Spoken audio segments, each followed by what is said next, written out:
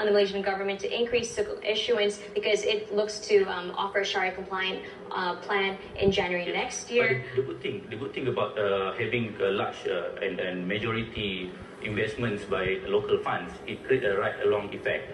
For example, the foreign investor sees this Sukuk issued, they have majoritarily invested by EPF, Tabung Haji. It creates confidence for foreign investors to come and ride along.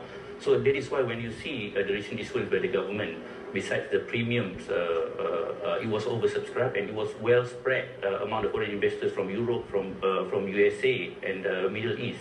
Now, is your view that the Islamic finance market here is in an advanced stage, which could mean more innovation? What type of instruments then could we see, especially when you look at the underlying assets involved? Okay, if we look at the underlying assets involved, most Sukuk at the global market are viewed by government, sovereign Sukuk, or quasi-government, quasi-sovereign.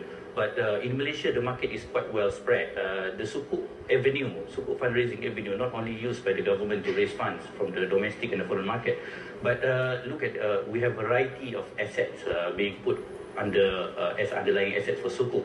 And the corporate companies, corporate sectors, private sectors mainly has started using Sukuk to raise funds. If you look at, we are the first country for the real estate investment trust to finance the asset using Sukuk. And recently we see that the telco companies using airtime as underlying asset for Sukuk. We would see more.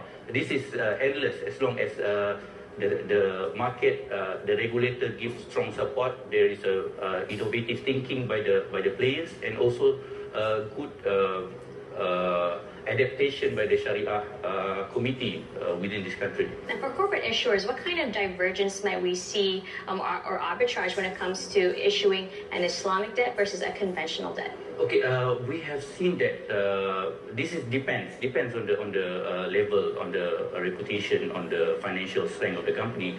But I would say that Sukuk market have easier access to funds, basically. More liquidity.